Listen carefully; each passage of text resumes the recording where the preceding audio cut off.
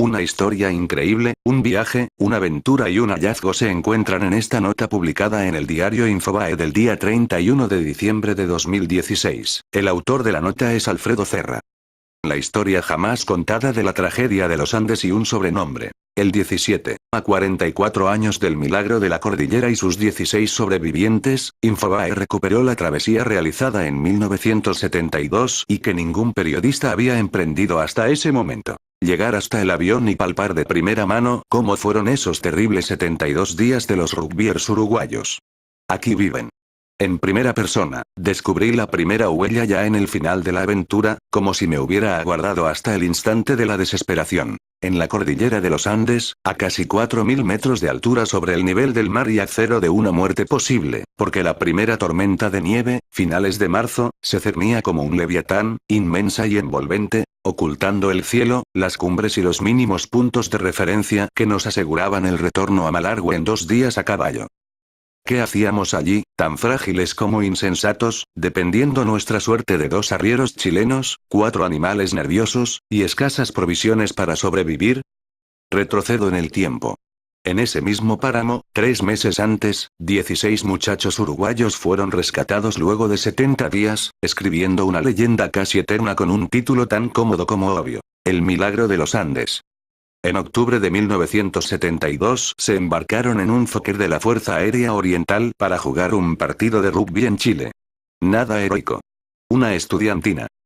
Alumnos de un colegio católico, cantaban y reían cuando un violento temblor y una explosión cambió sus vidas en un segundo. El avión se estrelló contra un pico de roca y hielo, se deslizó centenares de metros como por un fatídico tobogán, y detuvo su carrera en una inhóspita planicie blanca que sería su hogar, además de los restos del avión, en los siguientes 72 días y sus noches. No quiero, a tantos años de la tragedia, incurrir en inútiles precisiones. Solo unas pocas me estremecen todavía. 45 pasajeros, 29 muertos, 16 sobrevivientes alimentados con carne humana, única chance de soportar el espanto con otro espanto, abandonada su búsqueda a las 2 semanas, muerta su única radio y librados a su ingenio como condenados de antemano. Y aterrados, porque hasta aquella carne de los muertos, que por razones religiosas o meramente humanas creyeron sagrada e intocable, terminó como alimento providencial y salvador. Los trabajos y los días, el brutal frío nocturno, el silencio infinito, el dolor de haber perdido gente de su sangre que los acompañó en el viaje, las perpetuas oraciones a Dios y todos los santos, el sol impío, las tormentas, y cada atroz vuelta de tuerca, fueron minando sus fuertes cuerpos de rugbyers hasta convertirlos en fantasmas flacos y despellejados. Vivos todavía, pero muertos a corto plazo. Sin embargo, unidos por 2 razones, la fe religiosa reforzada en su católico colegio, y el sentido de pertenencia a su país, Uruguay, y a su alta clase social, eligieron, sin conflictos de poder, un líder natural: Fernando Parrado. Y en él empieza y termina la historia que sigue. En el milagro de los Andes murieron 29 y sobrevivieron 16 pasajeros. No mucho antes de la Navidad jugaron la última carta.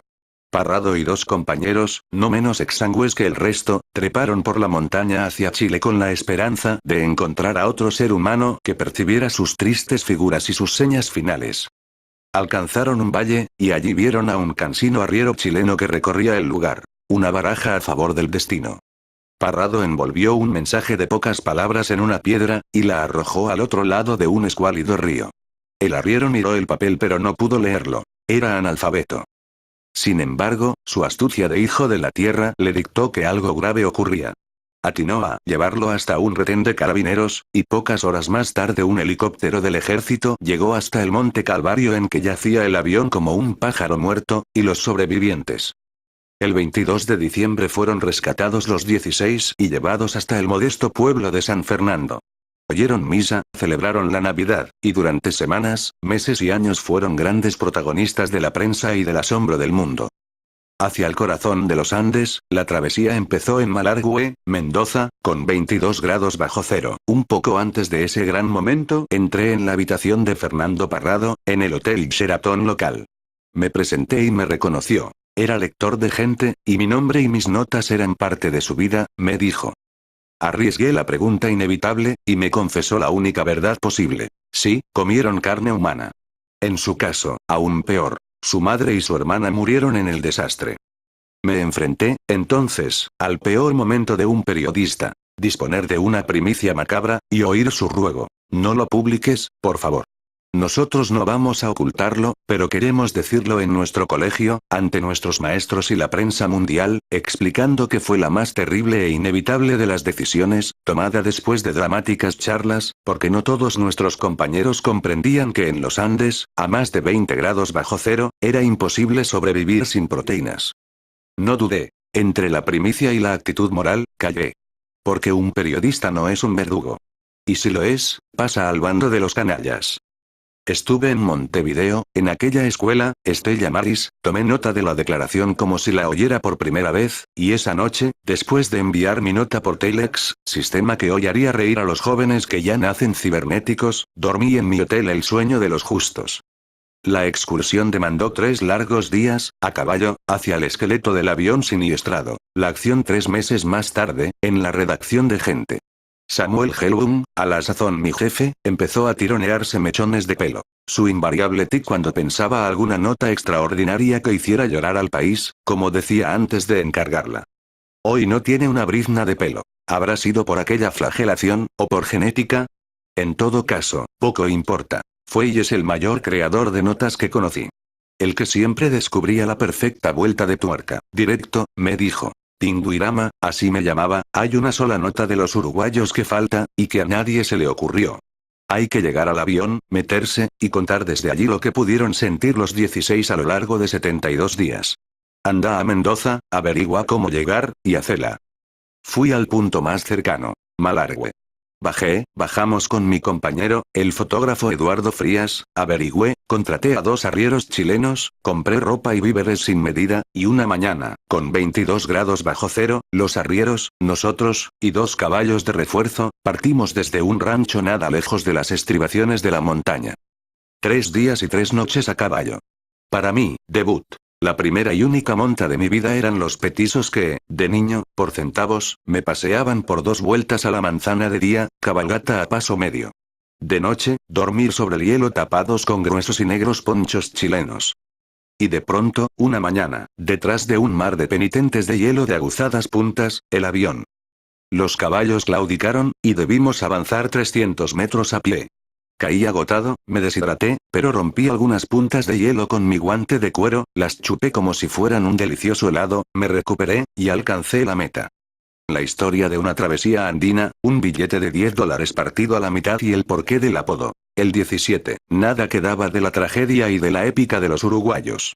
Nada, salvo el esqueleto del avión, como un pájaro o un insecto gigante y desarbolado, la montaña por la que trepó Fernando Parrado en la última excursión, un infinito manto de nieve, y un silencio más profundo que el del espacio exterior, sus soles, sus estrellas, sus supernovas.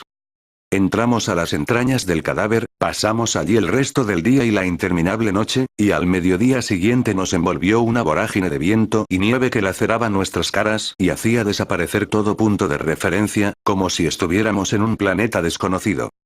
Los chilenos no vacilaron. Es la última tormenta de la temporada. Si no nos vamos ahora, la cosa se va a poner muy difícil. Monten y arranquemos. No hay tiempo que perder. Caminé hacia mi dócil caballo, que marchaba de memoria. Puse mi pie izquierdo en el estribo, y antes de saltarle al lomo, descubrí, en el vasto campo blanco casi borroso por la ventisca, una tenue línea verde. Volví sobre mis pasos, cavé unos centímetros, y rescaté un portadocumentos de plástico. Sin tiempo para averiguar de qué se trataba, qué hacía allí en ese desierto blanco, lo metí en mi bolso, y empezamos a cabalgar. Llegamos al rancho de la partida un día después, sin descanso. Ya de noche, en el hotel de turismo de Malargüe, y luego de una ducha casi hirviente, en la cama, lo abrí. Eran los documentos de Fernando Parrado, su cédula de identidad y su carnet del Automóvil Club Uruguayo. Los restos del avión que transportaba a los rugbyers uruguayos, 3 meses después del accidente de 1972, ómnibus hasta Mendoza, avión hasta Buenos Aires. Ya en la redacción, llamé a Fernando por teléfono. Hola, Alfredo. Fernando, vengo del avión. ¿Cómo? Sí, llegamos al avión con un fotógrafo y 2 arrieros. ¿Están locos? Casi, pero tengo algo para vos. ¿Qué? Encontré tus documentos. El frío te hizo mal, estás delirando. No. Los tengo en la mano, y los describí. ¿Están los dólares? No. ¿Qué dólares? Meté la mano en uno de los bolsillos. Tiene que haber $150. Después de rebuscar, sí, aquí están. Vení a buscarlos cuando quieras. Viajó 2 días después, y la entrega fue una ceremonia en la redacción de gente. Fotos, comentarios, abrazos. Había un billete de 100 y 5 de 10. El último de 10, sin consultarnos, lo partimos por la mitad, como un amuleto. En adelante, Fernando viajó por todo el mundo, invitado a dar conferencias sobre supervivencia ante notorios empresarios, y yo a París, Roma, El Cairo, Líbano, La Habana, el tren transiberiano, Moscú a Vladivostok, Liberia, Alto Volta, hoy Burkina Faso, Kenia, etc. Pero aquellas dos mitades, hasta hoy, siguen, dormidas pero vivas y protectoras, entre nuestros pasaportes. En mi caso, en el instante del despegue, la acaricio entre el índice y el pulgar. Nunca le pregunté, pero creo que Fernando cumple el mismo rito. Postscriptum. Desde entonces, como un homenaje a mi silencio que acaso no merezco, Carlitos Páez Vilaró, hijo del gran artista que ya dejó este mundo, me bautizó el 17. La mejor medalla que me hayan conferido en más de medio siglo de periodismo.